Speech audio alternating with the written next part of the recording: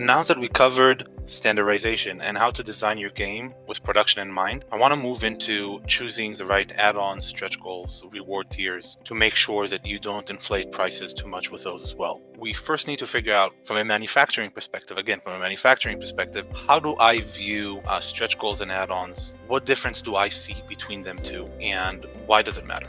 Actually, to remember this, you really just need to listen to the name, stretch goal. A stretch goal means you take an existing product without changing it, without adding to it, but stretching the same thing over, meaning you don't want to add more processes, you don't want to add anything else. You just want to stretch that same thing again. For example, if you want to have a beautiful box, you can do like silver foil on the box. Okay, so the game is the same game, nothing changed. You just add an additional beautiful design or something gorgeous on it. So it can be like a silver foil, it can be a UV oil, whatever it is that you want. Another good example for stretch goal is a two-sided game board.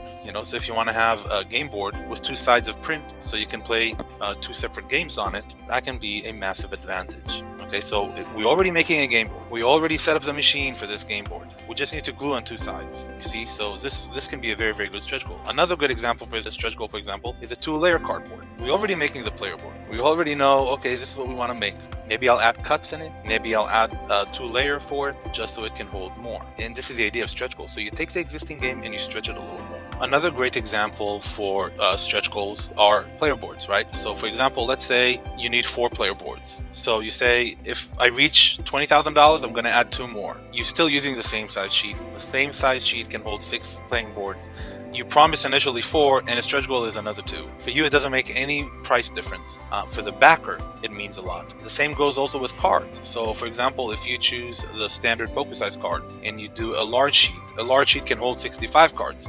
If you in your game, you only need 50 cards. So you can say the first game, before the stretch goal, there are 50 cards or 55 cards. If we reach a certain funding goal, then you can increase the card count by 10. So for you, again, you're still using the same sheet, nothing has changed. You're just giving more to backers without it costing you more. On the website over here, you can actually add a bunch of other stretch goal stuff. Basically, we'll also show it to you in the quote of how much it costs. So if you add the quote and then you use a quote, you will be able to see the price for your cards, for the quantities, and you will also be able to see the add-on and how much that will cost you as well, or the stretch goal for that card. That's how you want to think of stretch goals. So contrary to stretch goals, add-ons also have their literal meaning, adding on. And that is basically when you add an additional SKU, an additional product. We will cover SKU later on, but we are basically adding an additional product on top of the existing product. So we're not stretching the existing product, we're simply adding on top of it.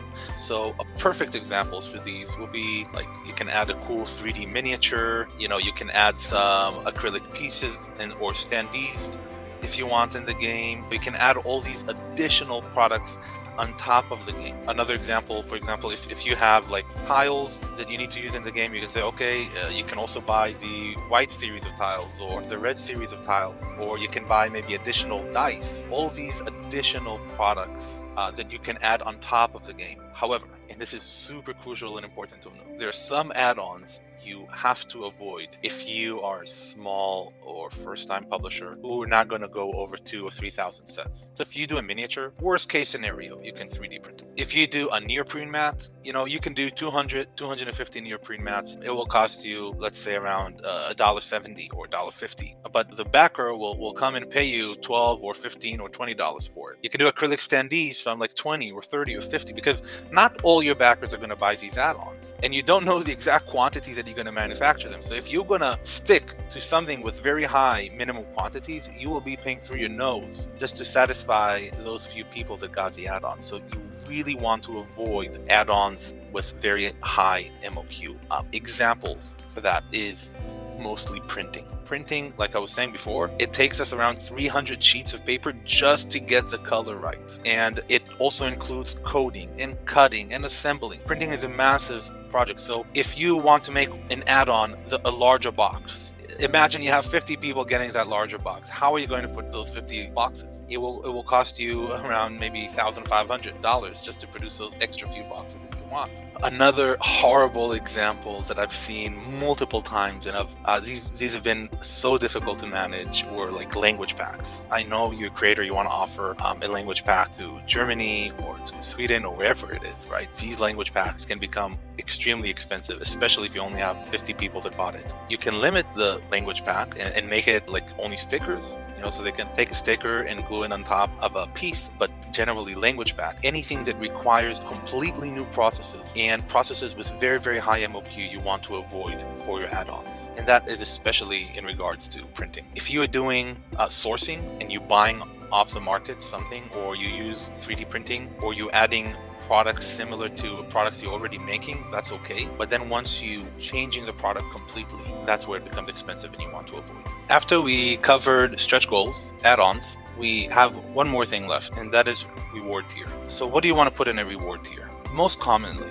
reward tiers, I'd say the most common reward tiers that almost everyone uses. Obviously, it's early bird. You will have one set of your game, and then maybe you'll have 2 copies of the game, or you'll have a copy and an expansion. Okay, but after these basic like reward tiers, that's where you want to become a little creative.